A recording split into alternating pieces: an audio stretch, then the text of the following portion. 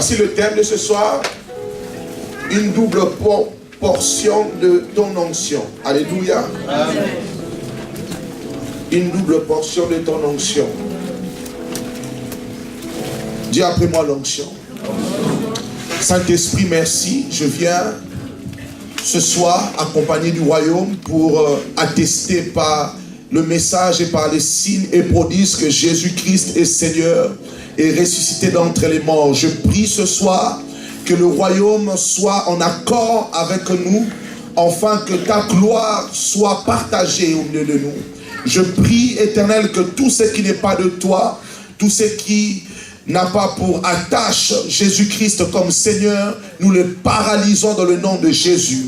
Nous détruisons toute activité qui n'est pas de toi et nous ouvrons la porte à un moment prophétique de ton esprit, à un moment de consécration, un moment d'onction, un moment sacré où tu vas visiter, parler à ton peuple. Je te prie de toucher quiconque ce soir est affaibli, de toucher quiconque ce soir est attaqué, touché par l'ennemi, quiconque est blessé dans son âme, que ta main nous soulage, nous soigne et nous relève.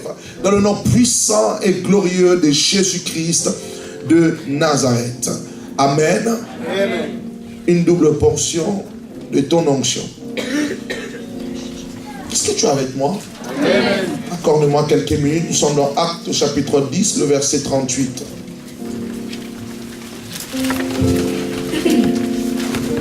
Je ne serai pas long. J'aimerais par la grâce de Dieu te communiquer cette connaissance. Alléluia. Amen. Dis après moi l'onction.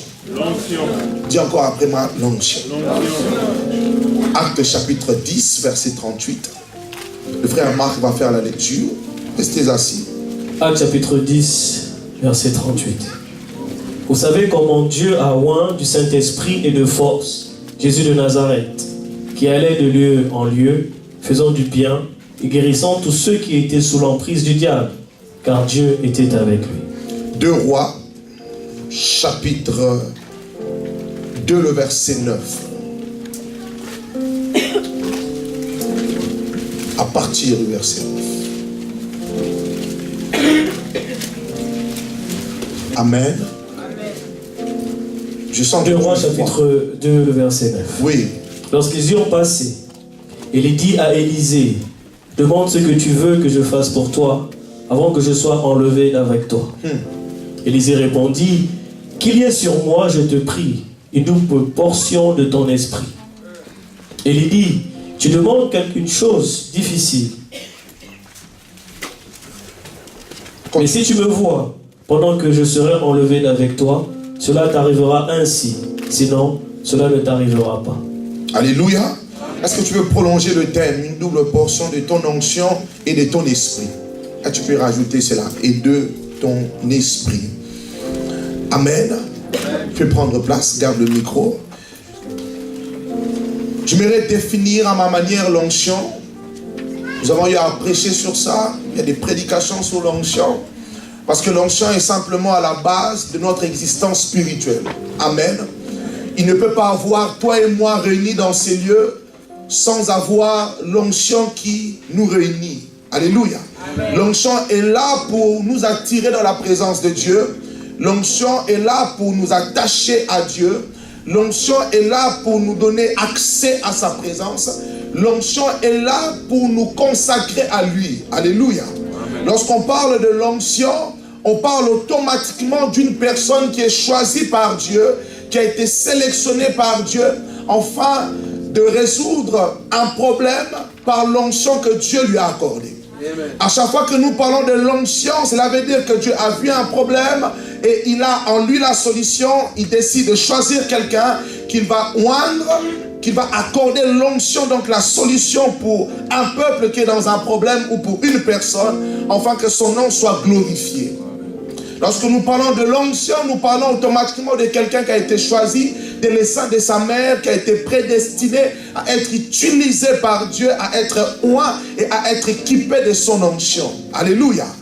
L'onction est simplement une personne de Dieu qui a été, je dirais, transportée et installée dans la vie de quelqu'un, afin de manifester la gloire de Dieu, ou je dirais les attributs de Dieu. Alléluia.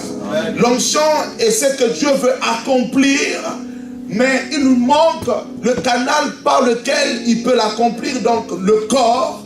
Alors Dieu s'est choisi un corps que tu es, s'est choisi un être humain que tu es, alors Dieu vient par son onction t'utiliser. Lorsque nous regardons dans l'Ancien Testament, je dirais de Genèse à Zacharie, Dieu a utilisé plusieurs personnes. Et nous allons voir qu'il y a beaucoup des hommes qui ont été oints par Dieu. Lorsque je dis oint, c'est que nous voyons dans les Écritures où on nous dit celui-ci a été oint. Alléluia. Amen. Je ne te parle pas simplement de quelqu'un qui a été utilisé ou bien qui était serviteur de Dieu. Abraham était un serviteur de Dieu. Abraham est devenu un ami de Dieu par sa fidélité. Mais nulle part il est mentionné qu'il a été oint. Alléluia. Amen.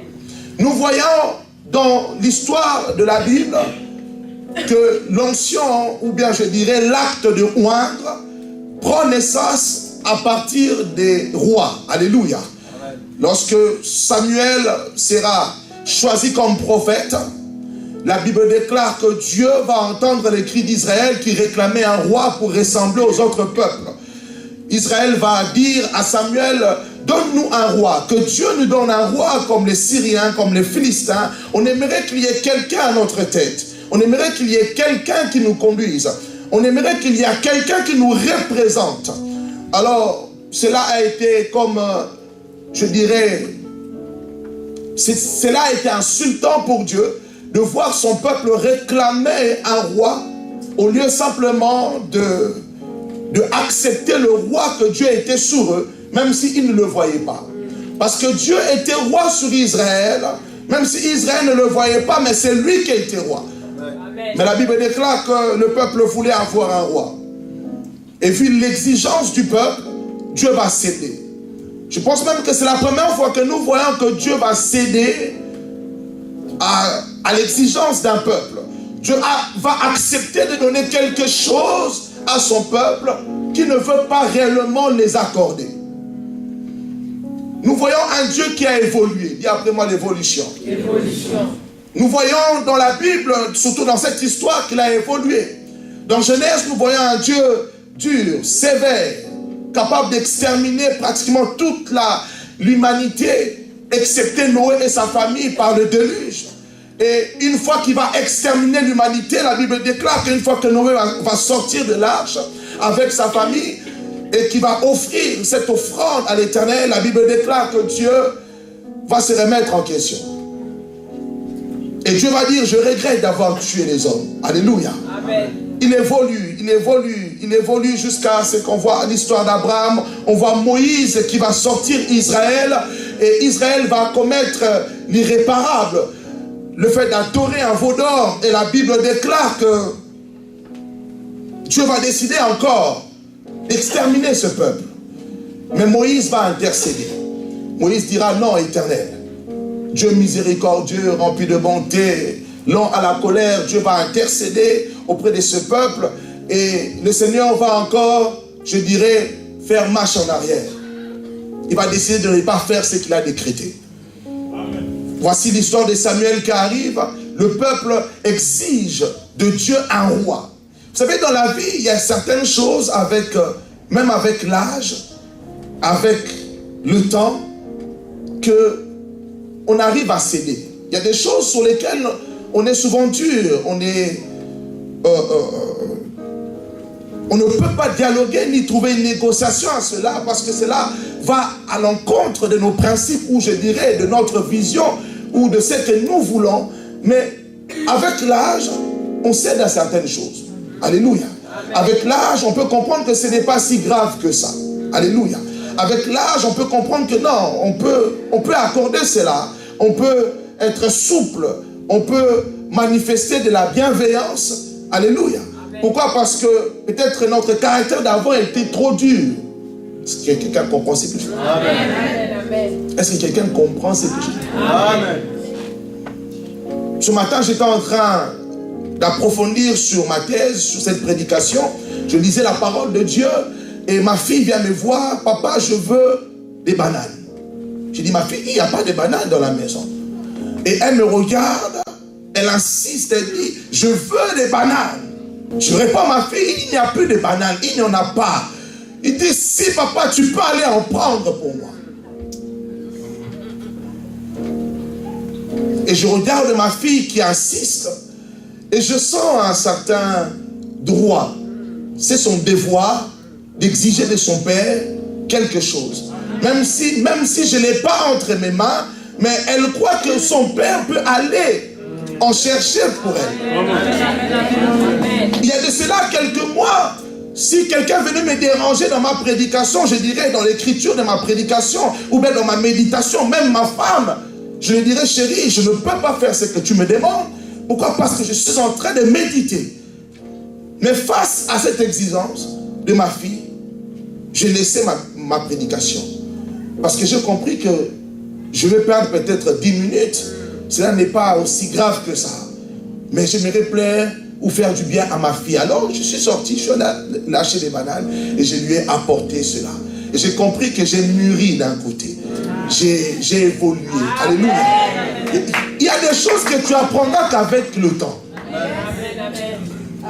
Il y a des écritures de la Bible que tu ne comprendras pas, même si tu mets le temps à essayer de les décrypter, mais tu comprendras ce passage avec l'expérience, avec le temps. Amen. Même la femme avec qui tu es marié avec, il y a des choses que tu comprendras d'elle.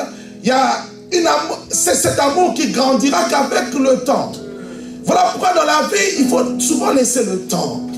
Il y a des choses, il faut laisser le temps au temps. Alléluia. Amen. Prenez le temps de laisser autant à répondre à vos questions. Amen. J'ai évolué. Dis après moi, il a évolué. Même Dieu évolue. Pourquoi tu ne veux pas évoluer? Il y a des gens comme ça qui n'aiment pas. Non, c'est comme ça. Je suis comme ça. Le week-end, je me lève. Tu peux inviter quelqu'un à l'église, tu lui dis, c'est à 16h, mais non, moi le dimanche déjà, c'est un jour où je dois rester chez moi. Le dimanche, c'est coutumier chez moi, je dois tondre ma pelouse. Et comment ça vous m'invitez? Non, je ne peux pas faire cela. Pourquoi? Mes principes, où je dirais, mais comment je peux dire ça? Mes habitudes, mon caractère, ce que j'ai déjà initié dans mon esprit ne me permet pas de répondre à votre rendez-vous. Souvent, ce sont des personnes qui passent à côté de beaucoup de choses. Un homme qui se laisse guider par l'esprit, c'est un homme qui laisse l'esprit l'éduquer. Alléluia. Amen. Tu peux avoir des limites, tu peux avoir des principes, mais il ne faut pas être quelqu'un de trop carré plus que le Saint-Esprit. Je ne sais pas si quelqu'un comprend. Amen. Être carré, c'est une bonne chose. Alléluia. Mais un enfant de Dieu qui a le Saint-Esprit, même dans son système de carré, ces 4 coins, alléluia, tu laisseras toujours une ouverture dans tes angles au cas où le Saint-Esprit te demandera de modifier ton programme. Amen. Beaucoup de gens qui n'accèdent pas à la bénédiction de Dieu, ce sont des gens qui fonctionnent religieusement, qui fonctionnent pas comme un enfant. Voilà pourquoi le royaume des cieux est semblable aux enfants, où je dirais ceux-là qui bénéficient de la bénédiction de Dieu sont semblables aux enfants qui se laissent guider par le Saint-Esprit. Est-ce que je peux avancer? Amen. Dis après moi l'onction. L'onction est un pouvoir, tu peux l'écrire, c'est un pouvoir. Alléluia. Amen. Nous avons lu dans Actes chapitre 10, le verset 38. Vous savez comment Dieu a oint du Saint-Esprit. Dis après moi, oindre. Quelqu'un qui reçoit l'onction, c'est quelqu'un sur qui on a oint. Alléluia. Amen. Et la Bible dit, vous savez comment Dieu a oint du Saint-Esprit. Il précise qu'il a été oint du Saint-Esprit. Pierre, dans cette prédication dans la maison de Corneille, il pouvait simplement s'arrêter en disant que Dieu a oint Jésus-Christ. Parce que c'est un langage familier chez les Hébreux. Lorsqu'on parle de oindre, on sait que quelqu'un est appelé à fonctionner dans l'Esprit de Dieu. Mais il dit que Jésus-Christ a été oint du Saint-Esprit. Comme quelqu'un peut être oint de autre chose. Satan a été oint. Satan est oint. d'un esprit méchant. Alléluia. Amen. Il y a une histoire dans la Bible où on parle d'un prophète qui s'appelait Michée. Qui connaît cette histoire? Alors, le roi d'Israël, Akab, en relation avec le roi de Juda, vont s'associer pour faire la guerre, je pense, au roi de la Syrie. Et comme cela était coutumier, il fallait consulter les prophètes et voir ce que Dieu allait dire. Si on partait attaquer, est-ce qu'on allait avoir la victoire? Ou bien il serait peut-être mieux de faire alliance avec notre ennemi. Pourquoi? Parce que l'Éternel n'est pas avec nous. Ils vont consulter tous les prophètes et 99% des prophètes de ce temps vont dire au roi Akab, tu peux aller attaquer, l'Éternel est avec toi, vous allez remporter la victoire, Dieu est avec vous. Alors le roi de Juda va demander au roi d'Israël, est-ce qu'il ne reste pas un autre prophète parmi ceux-là que tu as consulté? Et Akab va faire appel à Michée. Michée qui n'était pas très aimé de tous les prophètes. Parce que Michée, pendant que tous les prophètes disaient Dieu est avec toi, roi, Akab va dire à ce roi de Juda, celui-là je ne l'aime pas beaucoup. Et la Bible précise, il ira même plus loin en disant que celui-là je le hais. Pourquoi? Parce qu'à chaque fois que je l'appelle, il me prophétise toujours des choses négatives. Oh, bien-aimé dans le Seigneur. Cette génération est devenue sourde d'oreille. Quand il s'agit de leur dire des choses qui vont à l'encontre de leurs désirs charnels. C'est que tu dois comprendre que souvent si Dieu t'aime, il te fera souvent des rappels négatifs. Amen. Je n'ai pas dit que Dieu ne t'encouragera jamais. Non, il le fera. Il le fera. Mais il ne le fera pas souvent et tout le temps. Alléluia. J'aime comment Dieu me parle souvent. Lorsque Dieu veut me reprocher quelque chose ou bien m'avertir de quelque chose, ce que j'aime avec lui, c'est qu'au début, il commence directement à me dire ce que je ne fais pas, ce que je dois faire ou ce que je fais mal. Alléluia. Mais il finit jamais sa conversation avec moi sans me dire une parole qui m'encourage. Amen. Amen. À la fin, il me dira, je suis avec toi. Amen. Je t'ai choisi. Tu es mon serviteur. Tu sais, mon fils, je compte sur toi. Amen. Dieu, touche ton voisin, dis-lui, si personne ne t'a encouragé dans ta mission, Dieu t'encourage ce soir. Il te dit qu'il est avec toi. Il te dit qu'il compte sur toi. Il te dit qu'il croit que tu feras le contraire de tous ceux-là qui l'ont trahi. Mais Dieu compte sur nous. Moi, Dieu compte sur moi. Ah. Amen. Voilà pourquoi lorsque je marche, j'ai l'assurance que le diable ne peut pas me tuer. Parce que Dieu compte sur moi. Il dira pour toi, Israël, j'ai livré des peuples. Alléluia. Amen. Oh. Alléluia. Donne-moi un amen. Donne-moi un amen. Rien que pour ton ministère, si le diable s'élevait contre toi et qu'il trouvait en toi une porte ouverte, rien que pour ton alliance avec Dieu, pour la fidélité de ton Dieu, et comme Dieu compte sur toi et il a placé en toi quelque chose de puissant, je peux accepter qu'une autre église ferme, mais pas ton église. Amen. Amen. Amen. Amen. Oh, Amen. oh, oh. Non, j'ai dit qu'une autre église ou un autre ministère ferme, Amen. mais pas ton ministère. Mais pasteur, qu'est-ce que tu dis? Non, je vous dis la vérité, parce qu'en réalité, le diable ne peut pas fermer une église.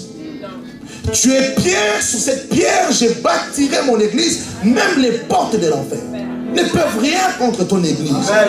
Alors si même un ministère venait à s'éteindre, seul c'est lui qui a octroyé, ou je dirais qui a institué ce ministère dans la vie de cette personne, a la capacité de le fermer. Amen. Alors assure-toi toujours d'être au même diapason que Dieu. Toujours. Alléluia. Amen. Toujours. Toujours. Est-ce que je peux avancer? Amen. Dis après moi, j'ai été oint. Il a été oint du Saint-Esprit. Avant la dispensation de Christ, tous les serviteurs de Dieu dans l'ancienne alliance n'ont pas été oints du Saint-Esprit. Non. Amen. Lui-même Christ dira, l'Esprit de l'Éternel est sur moi. car l'Éternel Dieu m'a oint. Alléluia. L'Esprit de Dieu était sur lui parce que Dieu l'avait oint du Saint-Esprit. Avant qu'il descende sur terre, dans la présence de Dieu, il a été oint du Saint-Esprit. Voilà pourquoi même lorsque vous lisez à partir de l'Apocalypse chapitre 5, chapitre 6, lorsqu'on est en train de définir, Jean est en train de dire l'agneau qu'il était en train de voir, qui représentait Jésus, il va dire, sur la tête de l'agneau, il y avait 7 cornes. Alléluia. 7 cornes qui représentent la plénitude de l'Esprit de Dieu. Les 7 esprits de Dieu sur la tête de l'agneau. Déjà, ce qui est étrange, il n'y a pas de cornes chez l'agneau. Je ne sais pas. Il n'y en a pas. L'agneau n'a pas de cornes. Alléluia. Mais sous cet agneau, la Bible déclare qu'on trouva 7 cornes. Pour nous dire qu'il a été oint dans une dimension exagérée. Il a été oint de la plénitude de l'Esprit de Dieu. Auparavant, les autres serviteurs, les rois, même les prophètes qui ont été oints, je dis bien les prophètes qui ont été oints, même si dans la Bible, on ne voit pas où un prophète fut oint. Mais ils ont été oints, je vais vous expliquer. Ils ont été oints d'un autre esprit, mais pas le Saint-Esprit. Lorsque Dieu parle à Moïse, il dit, je prendrai un peu de ton esprit pour en mettre sur ceux-là que tu vas choisir, afin d'être juste comme toi. La Bible dit, lorsque vous lisez, on ne voit pas l'esprit avec un E majuscule, mais on voit l'esprit avec un E minuscule, pour faire la différence entre le Saint-Esprit et un autre esprit de Dieu. Alléluia. Est-ce que je peux avancer? Est-ce que je peux avancer? Il a été oint d'un autre esprit de Dieu. Alléluia. Et j'irai même plus loin. Lorsqu'on parle des esprits avec des petits E, on peut les attacher aussi à des anges. Lorsqu'on parle d'un ange, on parle d'un esprit avec un petit E. Amen. Le livre de l'Apocalypse nous dit que devant le trône, il y avait 7 esprits de Dieu. Et plus loin, je crois, chapitre 8 ou chapitre 9, lorsqu'on nous parle des trompettes, on dit, voici maintenant j'ai vu des anges qui sont en fait les 7 esprits qui étaient devant Dieu. Donc c'était aussi des anges. Moïse a été oint d'un esprit, mais cet esprit-là était un ange. Amen. Amen. Donne-moi un amen. Amen.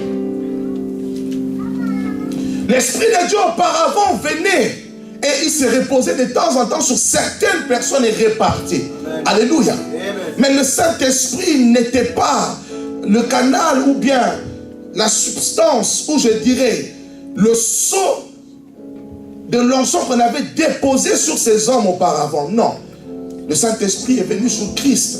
Seulement Christ.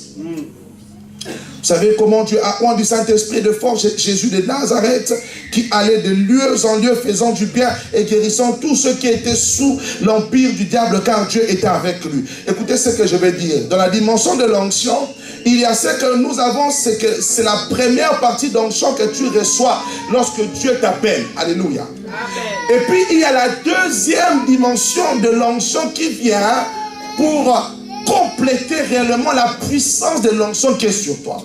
Amen.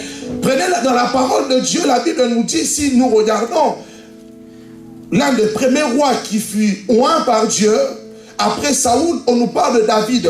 2 Samuel chapitre 3, le verset 39. La Bible dit, c'est David qui parle en 2 Samuel chapitre 3, le verset 39. Je suis encore faible, quoique j'ai reçu l'onction royale, et ces gens, les fils de Tséroura, sont trop puissants pour moi. Alléluia. Amen. David dit, je suis encore faible, quoique j'ai reçu l'onction. Là, David n'est pas encore roi, il est encore en exil.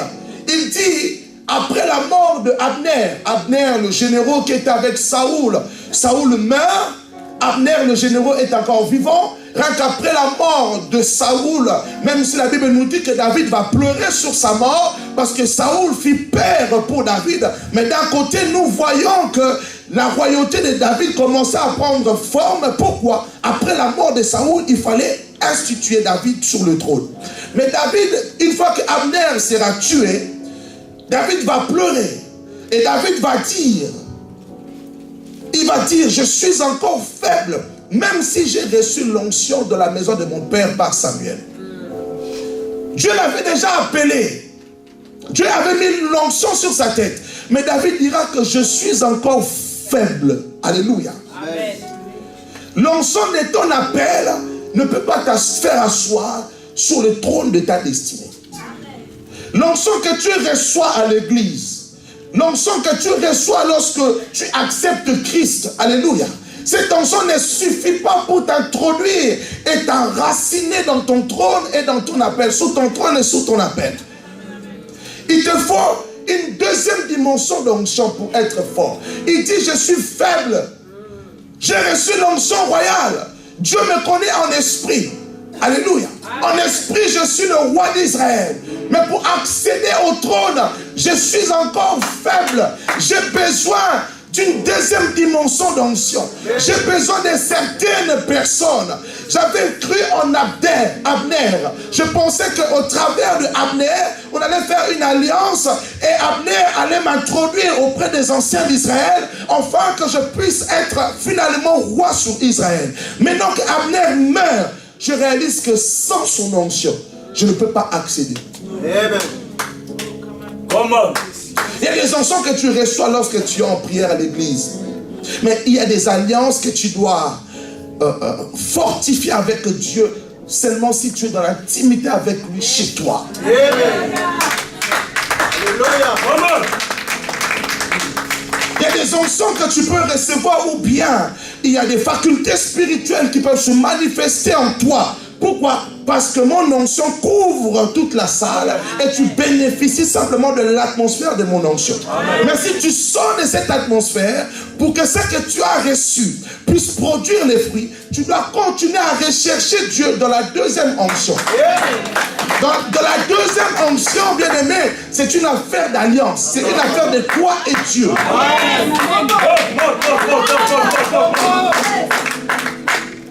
Bien aimé, si c'est simplement une question d'appel ou de l'onction que tu reçois lorsque Dieu t'appelle ou lorsque les hommes de Dieu prophétisent sur toi, tous les appelés, tous les gens qui ont reçu des prophéties au ministère ou peut-être au mariage ou aux affaires, pouvaient rapidement accéder à leur bénédiction. Mais je connais beaucoup de gens qui sont morts avant d'accéder à leur bénédiction. Beaucoup de gens qui sont morts avant même de vivre la prophétie qu'ils ont reçue de la part d'un homme de Dieu. En pensant peut-être que l'homme de Dieu avait menti. Non, tout ce que l'homme de Dieu dit est véridique. Alléluia.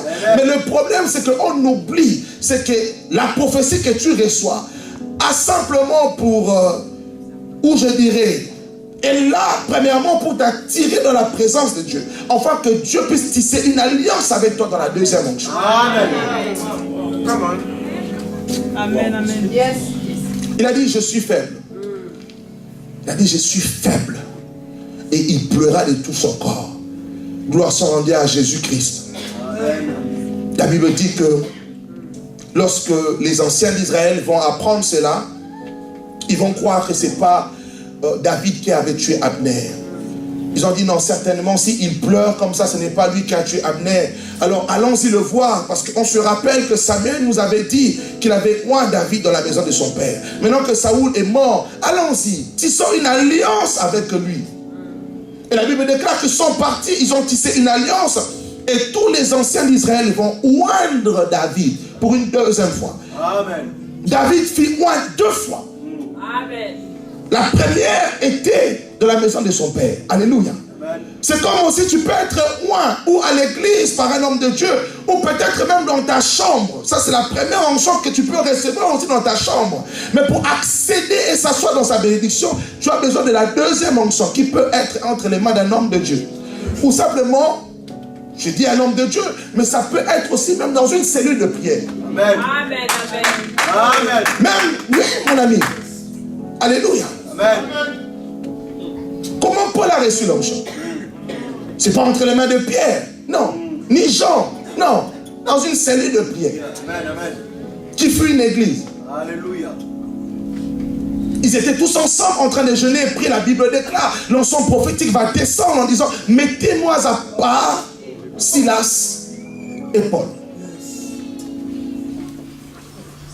Est-ce que je peux avancer? Et après moi, avance. Tu as après moi, avance. Tu as besoin de 2 onctions. Alléluia.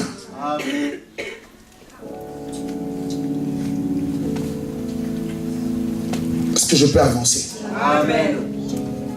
Nous venons de lire tout à l'heure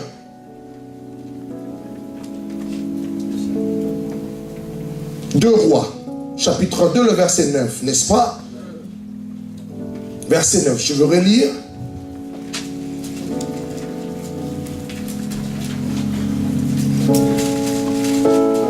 Lorsqu'ils eurent passé, Élie dit à Élisée, demande ce que tu veux que je fasse pour toi avant que je sois enlevé d'avec toi.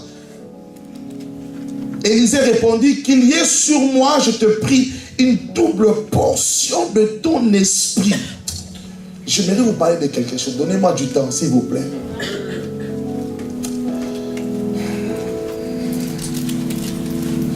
Élisée était un homme très intelligent. Et Élisée était vraiment un vrai fils spirituel. Ah, j'ai pris que Dieu dans mon ministère attire les véritables fils. Amen. Amen. Amen. 1 Roi chapitre 17. Élie est en train de fuir Jézabel. Oh, yes. Il fuit Jézabel, en d'autres termes, il fuit aussi son appel. À telle enseigne que la Bible dit qu'il était en train de fuir, pendant qu'il fuyait Jézabel qui voulait le tuer, lui, un prophète de Dieu qui a reçu la puissance de Dieu, il va fuir devant une femme qui a un esprit impur, un esprit démoniaque. La Bible déclare qu'en fuyant, il va même aller jusqu'à dire à Dieu, oh Dieu, tue-moi. Tue-moi car je ne suis pas digne, je ne suis pas plus grand que mes pères. Il fuit, vous connaissez l'histoire, la colombe le nourrit. Dieu lui dit, va dans telle montagne, il part sur la montagne. Il y eut le vent, le tremblement, Dieu n'y était pas, le feu. Maintenant, Dieu va parler à Élie. Disons ça, 1 Roi. Prends ça s'il te plaît, 1 Roi. Chapitre 19, le verset 14. Dieu va parler à Élie. Il va dire, Élie, que fais-tu? Que fais-tu ici? Élie va dire, non, j'ai fui Jézabel. J'ai démontré mon zèle à l'Éternel. Et me voici maintenant, je suis en train de fuir. Lis. 1 Roi chapitre 19, verset 14. Oui. Et voici, une voix lui fit entendre ces paroles. Que fais-tu ici, Élie? Il répondit, j'ai déployé mon zèle pour l'Éternel, le Dieu des armées. Car les enfants d'Israël ont abandonné ton alliance. Ils ont renversé tes autels et ils ont tué par l'épée tes prophètes. Je suis resté moi seul. Et ils cherchent à m'ôter la vie. L'Éternel lui dit, va, reprends ton chemin par le désert jusqu'à Damas. Et quand tu seras arrivé, Oui. tu oindras Hazaël pour roi de Syrie. Hazaël. Tu oindras aussi Jéhu, fils de Nimshi, pour roi d'Israël. Jéhu. Et tu oindras Élisée, fils de Shaphat, d'Abel Méola, pour prophète à ta place. Tout le monde, lorsque nous lisons cette histoire, nous voyons la fin de carrière d'un prophète enchaîné. Nous voyons une faiblesse d'un homme de Dieu. Alléluia. Amen. Entendre Dieu parler à Élie, tout le monde se dit dans cette histoire, Dieu l'a rejeté. Ou je dirais peut-être que Dieu va écouter sa mission. Ou je dirais peut-être que Dieu n'a plus besoin d'Élie. Ou bien Dieu est déçu d'Élie. Écoutez, faites attention aux hommes de Dieu. Peu importe ce que vous pouvez voir comme faiblesse, c'est Dieu qui les a appelés. Écoutez, il y a une intimité et une fidélité entre Dieu et ses serviteurs que vous n'avez même pas connaissance. Il y a une intimité entre eux. Ne rentre jamais dans une affaire entre Dieu et son serviteur. Jamais. Jamais. Ne fais pas ça. Ne fais même pas ça. Tu peux mourir. Tu peux mourir. Il dit, ok, je t'ai écouté, Élie. Merci beaucoup. Dieu ne l'a pas reproché quelque chose. Il a dit, ok, voici maintenant ta deuxième mission. Premièrement, tu vas à Damas. À Damas, tu vas rencontrer Hazaël. Et j'aimerais que tu puisses oindre Hazaël pour roi de Syrie. Deuxièmement, j'aimerais que tu partes voir Jéhu, que tu vas oindre pour roi d'Israël. Et troisièmement, c'est là où beaucoup de gens se disent, voici maintenant, Dieu l'a rejeté. Troisièmement, je t'envoie chez un jeune homme qui s'appelle Élisée. et tu vas le oindre prophète à ta place.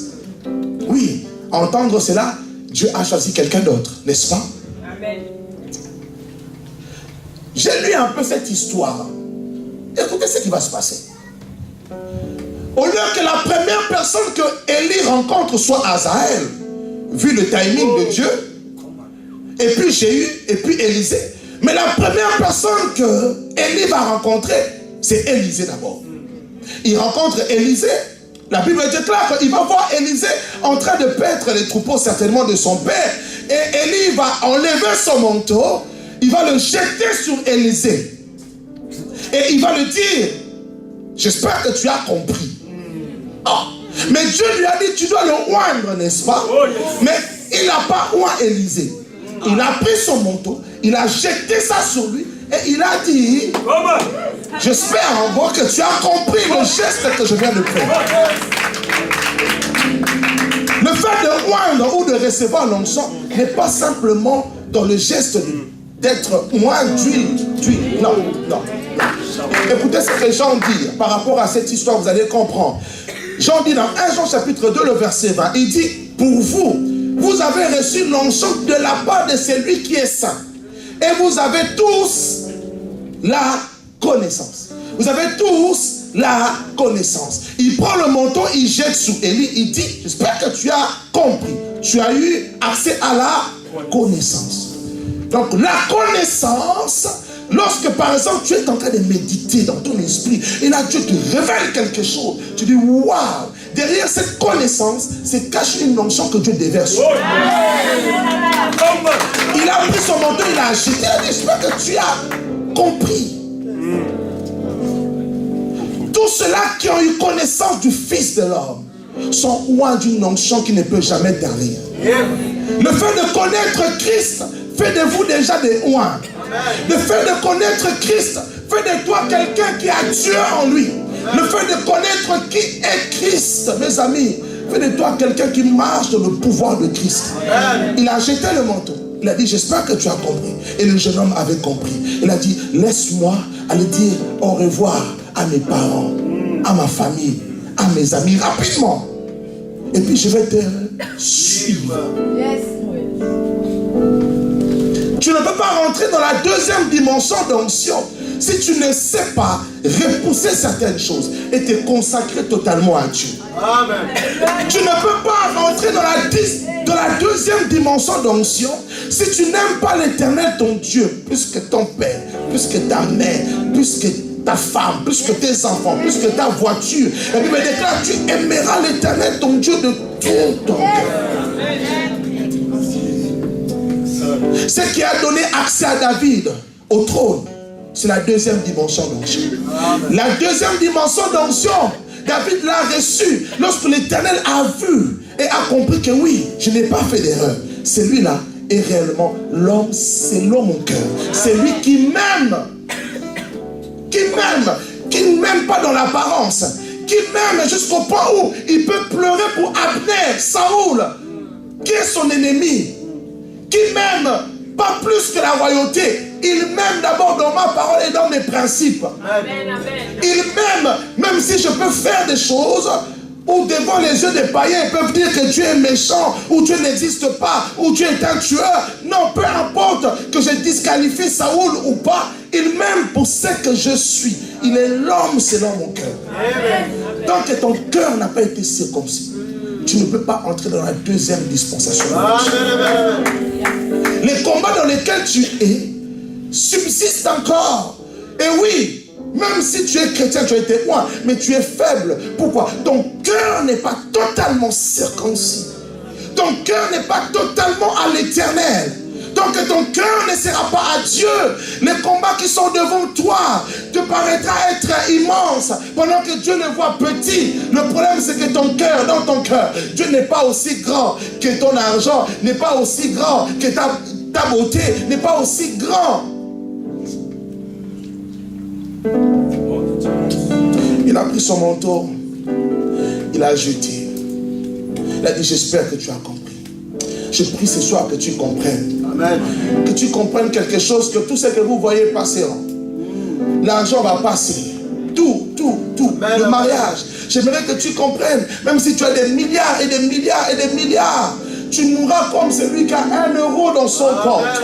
J'aimerais que tu comprennes que le plus important pour toi, c'est d'avoir Dieu avec toi. J'aimerais que tu comprennes que le plus important pour toi, c'est que la parole de Dieu devienne ton ami. Amen. Tu dois comprendre. Donc les yeux de vos cœurs ne seront pas illuminés. Oh, je prie que les yeux de vos cœurs s'ouvrent. Paul le dit. En fait, je prie que tu comprennes la richesse cachée en Christ. Je prie que tu comprennes, parce que les païens sont aveuglés. Je prie que tu comprennes que l'amour vaut plus que toute chose. Je prie que tu comprennes que être un homme d'amour, c'est ça la richesse que Dieu a déposée dans l'homme. Je prie que tu comprennes que celui qui s'aime chez d'autres personnes, que celui qui prend soin de ses frères, de ses soeurs, que c'est lui qui est défendeur de la justice, défendeur de la fraternité, défendeur de l'amour, est en train d'enrichir son compte céleste et aura un bien dans les cieux. Amen.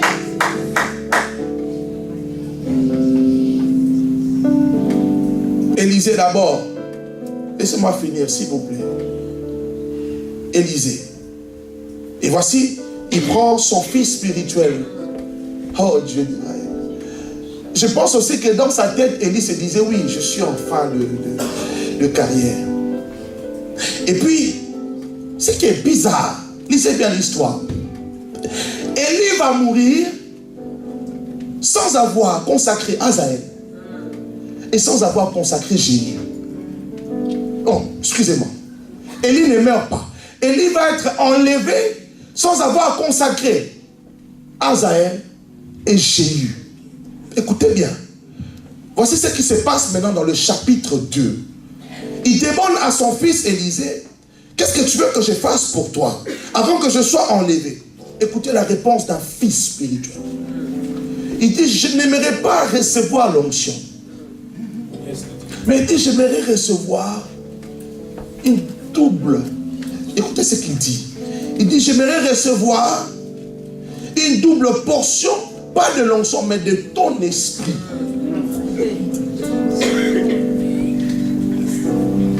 Ah. Élie le regarde, il dit, ce que tu me demandes est difficile, mais si tu restes avec moi jusqu'à la fin, lorsque je serai enlevé, cela pourrait être possible.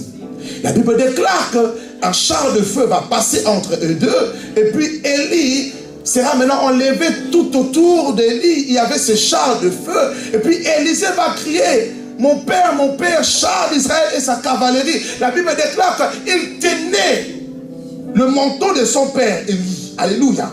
Il le tenait. Et la Bible déclare que le manteau se déchira. Il a eu la première portion. Ce qui lui a été donné par l'Éternel. Alléluia. Amen. La première portion, il a reçu lorsque cela a été déchiré. Mais la Bible déclare que lorsque Élie montait, Élie a fait tomber. La Bible dit, il a fait tomber exprès l'autre partie du manteau qui lui restait. Il a fait tomber. La deuxième dispensation. La deuxième esprit d'Élie. Maintenant, écoutez ce que j'ai à vous dire. Élie va partir. Élie n'a pas consacré Azaël ni Jéhu. Mais Dieu lui avait dit, tu vas consacrer Azaël et Jéhu. Écoutez, lorsque Élie va partir, ce qu'il a laissé dans la vie d'Élisée, ce n'est pas simplement une affaire d'onction prophétique. En fait, Élie lui-même s'est incarné dans Élisée. Amen. Là où normalement son échec auprès de Jézabel devait mettre fin à son ministère, mais le fait d'avoir un fils a prolongé son ministère. L'esprit d'Élie est rentré dans Élisée. À tel enseigne que la Bible déclare, lorsque Élisée va venir devant le Jourdain, il va prendre le manteau de Élie. Et la Bible déclare, il va prendre, écoutez, vous savez le lire, il va prendre cette partie du manteau qui était restée sur Élie, que Élie a fait tomber. La Bible le précise. Ce n'est pas la première partie, mais c'est la deuxième partie qu'il va prendre. Il va le prendre, il va frapper le Jourdain. La Bible déclare que le Jourdain va se séparer en deux. Et les fils des prophètes qui étaient de l'autre bord vont dire, voici, l'esprit d'Élie est dans Élisée. Ils ne vont pas dire que Élisée a reçu l'onction, mais l'esprit d'Élie. En d'autres termes, Élie est encore parmi nous. Le ministère d'Élie a continué au travers de son fils. Écoute, j'aimerais te dire quelque chose. Peut-être que tu es là, tu es maman, tu regrettes beaucoup de choses que tu n'as pas eues dans ta vie. Ce soir, j'aimerais prier Dieu pour toi. Que ce que tu n'as pas eu, ou bien ce que le diable a fait en sorte que tu ne puisses pas acquérir, que Dieu te le donne au travers de ton enfant. Amen.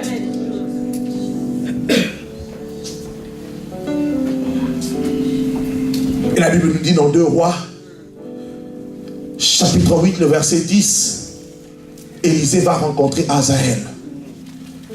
Et lorsqu'il va rencontrer Hazaël, il va le fixer dans les yeux et il va prophétiser sur ce que Hazaël va faire.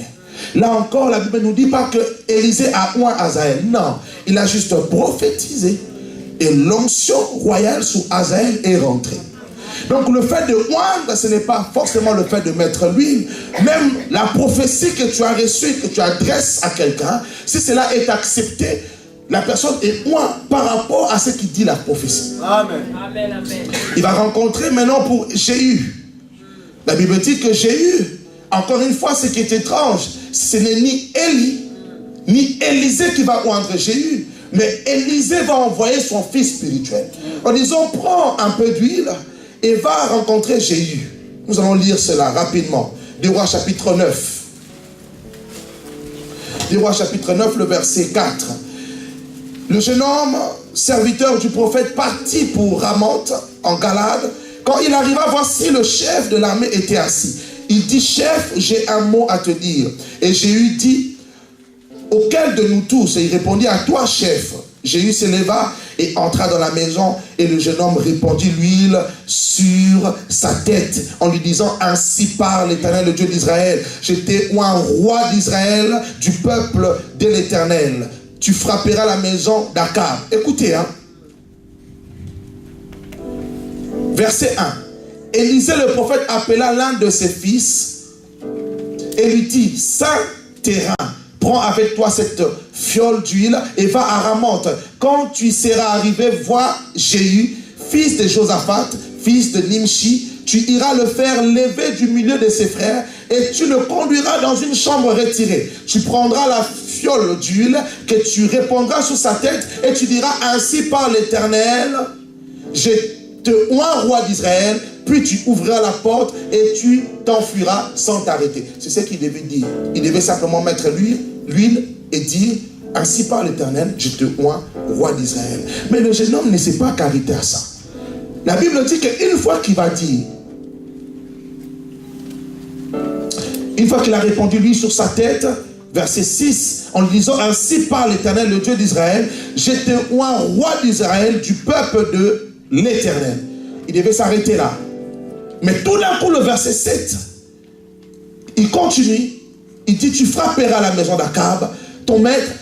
Ce jeune homme commence maintenant à prophétiser. Au départ, il ne prophétisait pas, il répétait ce que son prophète lui avait dit. Amen. Mais devant Jéhu, il y a un autre esprit qui est rentré en lui. Amen. Il a commencé à prophétiser. Il dit, voici, tu frapperas la maison d'Akab. Tu tueras Jézabel. Et les chiens mangeront Jézabel. Écoutez, il y a un esprit qui est rentré en lui. On ne sait pas c'est quel esprit. Alléluia. Amen. Maintenant, vous allez voir que l'esprit qui est rentré en lui pour prophétiser, c'était l'esprit d'Élie. Et Jéhu va préciser cela. Regardons. 2 Rois chapitre 9. À partir du verset 35. Jézabel fut jetée du haut du toit, du balcon. Verset 35. Donc il va mourir. Elle va mourir, elle sera par terre. Et puis, verset 35. La Bible dit, ils allèrent pour l'enterrer, mais ils ne trouvèrent d'elle que le crâne, les pieds et les paumes des mains. Ils retournèrent l'annoncer à Jéhu qui dit, c'est ce qu'avait déclaré l'Éternel par son serviteur Élie. Alléluia. Amen. Par son serviteur. Élie. Mais ce n'était pas Élie qui lui avait annoncé cela. Amen. Mais il va comprendre que l'esprit qui était dans ce jeune homme, c'était l'esprit d'Élie. Lorsque tu reçois l'onction, tout ce que tu feras par l'onction ne peut jamais connaître la mort, même après ta mort. Amen. Non, tu ne comprends pas ce que j'ai dit. Tu verras une famille, papa était chef d'entreprise. Papa a laissé les héritages, a laissé des comptes bancaires. Papa est parti. Mais 2 ans après, la famille va vendre les biens. 5 ans après, ils vont se retrouver sans maison, sans terre, sans même 10 000 euros dans le compte. Bien aimé, tout ce qui est bâti par l'onction, même après ta mort, ton esprit va continuer à travailler. Christ est mort, ressuscité. Il est parti. Christ lui-même va donner aussi 2 types d'onction. 2 dispensations d'onction à ses serviteurs. Le premier, c'est lorsque la Bible dit dans Jean, il souffla sur eux en disant recevez l'esprit. Alléluia. Amen. Ça, c'est la première partie. La deuxième, c'est lorsqu'il commença à être enlevé, il va dire à ses disciples, allez dans la chambre haute et attendez, vous allez recevoir le Saint-Esprit. Donc la deuxième dispensation d'onction. Afin que les apôtres puissent réussir dans leur mission, il leur fallait 2 types d'onction. Numéro 1, l'esprit de Jésus qui souffla sur eux, sans consécration. Numéro 2, c'est avec consécration dans la chambre haute qu'ils vont recevoir la deuxième dimension pour les faire asseoir dans leur ministère. Amen. Tu peux recevoir l'esprit de Dieu par le souffle, mais lorsque tu n'as pas la vie de consécration, tu n'auras pas la deuxième dispensation. Amen. Christ lui-même a reçu 2. Jean-Baptiste le fait sortir, le prophète Élie, qui va le oindre, en fait, dans ce baptême, il va le oindre comme roi, il va recevoir la colombe, la première dispensation. Il va comprendre que cela ne s'arrête pas là. Je suis connu comme fils du charpentier, maintenant je dois aller me consacrer. Il part dans le désert, il reçoit la deuxième dimension d'onction. Et la Bible dit, c'est à partir de cela que les anges sont venus le servir. L'onction fera de toi non pas un serviteur des anges, mais les anges vont commencer à te servir. Lorsque tu reçois l'onction, cela va automatiquement t'élever. Donc, ce soir, il y a une onction que tu vas recevoir. Ça fera de toi chef même dans ton entreprise. Non, tu n'as pas saisi. J'ai dit, ça fera de toi chef même dans ton entreprise. Mais moi, je connais des gens qu'on a introduits dans le testament. Simplement parce qu'il travaillait avec un vieux qui l'aimait bien. Le vieux a dit, après ma mort, je vais t'introduire dans le testament. Je ne te vois pas comme servant ou serviteur, mais je te vois comme mon enfant. Il prend ce qu'il devait donner à ses enfants, il les partage en 2. Il dit, prends ta part. Je mettrai ton nom dans le testament. Tout ça, c'est l'onction. L'onction ne va jamais accepter de te voir dans une position inférieure. L'onction fera tout. Écoutez bien, même si tu es une personne qui n'aime pas la grandeur, si réellement l'onction est en toi, au fur et à mesure, l'onction va t'enseigner et va t'imposer la grandeur. Pourquoi? Parce que l'onction, c'est la grandeur. L'onction te ramènera toujours à être supérieur. Je ne te parle pas de ce caractère à être supérieur. Non, la Bible dit, humiliez-vous. Soyez les serviteurs de vos frères. Alléluia. Mais Christ va dire, celui qui est serviteur de son frère sera le plus grand. Amen. En d'autres termes, l'onction te fera toujours élever. Toujours. Amen. Toujours. Ce qui te manque, c'est plus d'onction. Ce qui te manque dans tes combats, c'est plus d'onction. Ce qui te manque dans tes études, c'est plus d'onction. Mais l'onction ne viendra pas sans consécration. Et surtout pas sans alliance. Est-ce qu'on peut acclamer Jésus? Acclame Jésus. Lève-toi dans sa présence. Dis après moi l'onction. Dis Seigneur, oins-moi de ton esprit.